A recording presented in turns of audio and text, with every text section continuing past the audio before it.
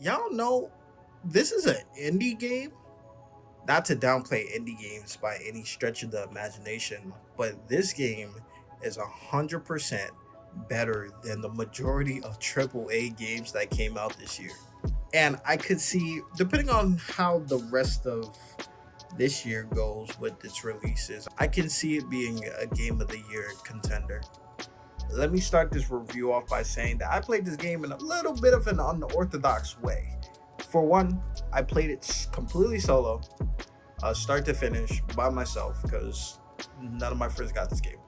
And two, I also played on the hardest difficulty that they let you play on, which is Nightmare. And the game literally tells you not to start with Nightmare. It's literally in the recommended tile when you're about to pick the difficulty. It tells you that they do not recommend your first playthrough be on this difficulty.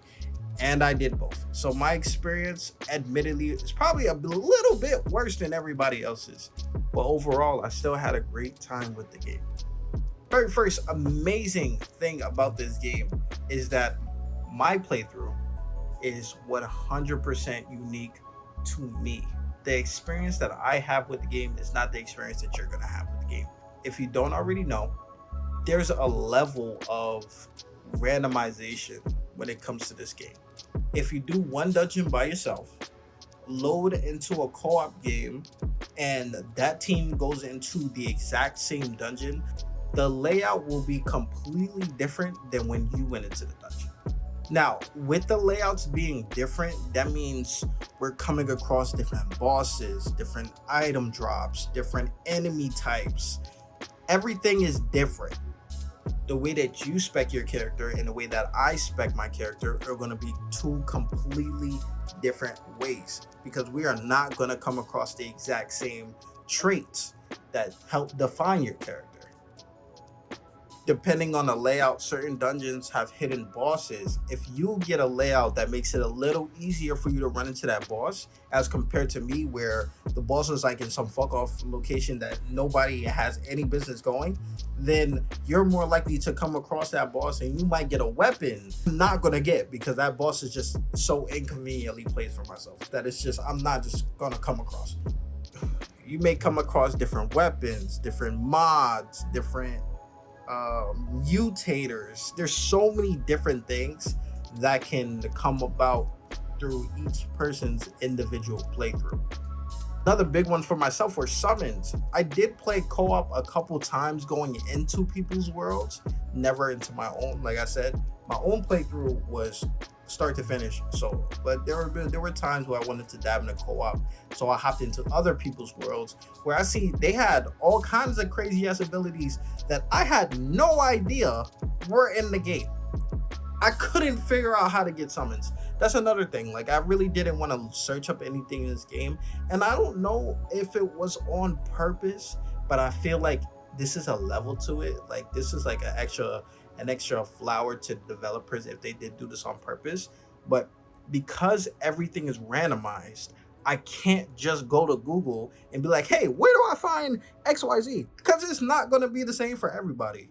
Now, there are some things that will be consistent, but for the most part, you're on your own. You're on your own. Everything that you get in your playthrough feels a bit more earned because you couldn't look up a guide to fucking search for it. You just came across it. But what about the gameplay?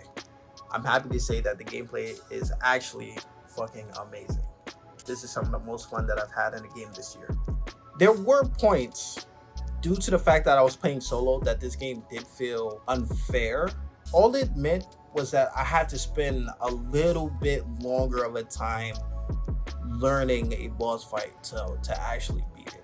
On one side, shit got unfair sometimes, but then on another side, it felt more earned when I did win. For the most part, I didn't experience anything too difficult.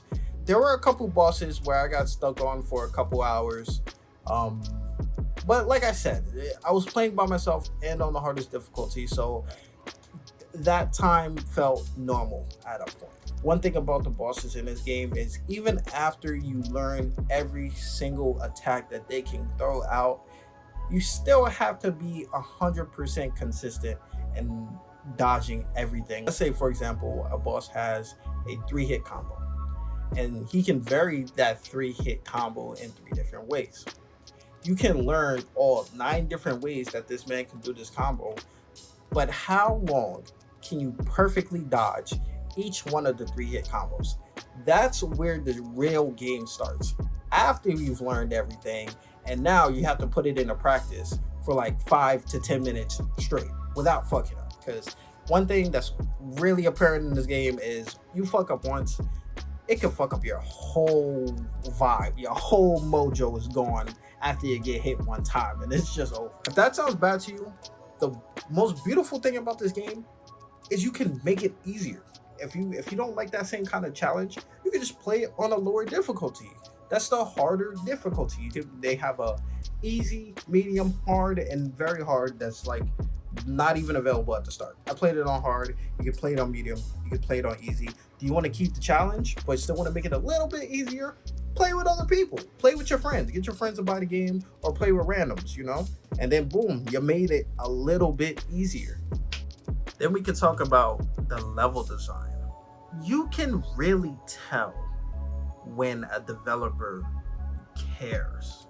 The amount of varying environments, the atmosphere, the creatures, and there's each section, there's 4 worlds in total. I hope that it's like a consistent 4 worlds. I'm not 100% sure if it's going to be different for other people, but there should be a consistent 4 worlds, and they're all so distinctly different.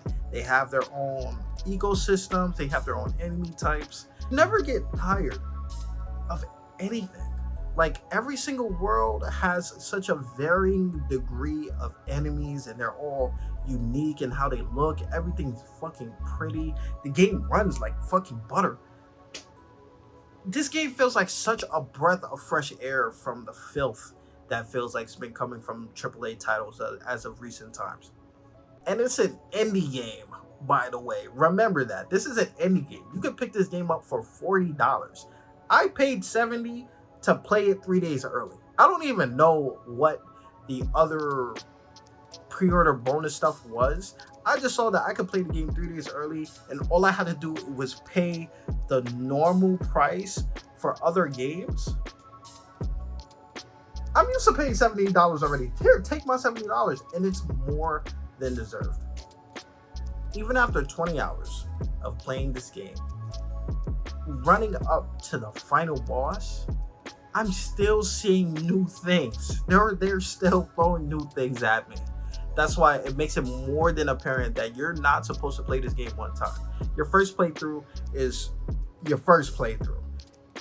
You can get by playing this maybe 2, 3, 4, maybe even 5 times and see unique things every single time you play. Anytime I watched a live stream of this game, I was watching somebody fight something that I've never seen before. I played this game, I think in my entire first playthrough was like 23 hours. And every time I pop into a live stream, I'm watching somebody fight something or talk to something or do something that I didn't do. That adds an extra level of excitement.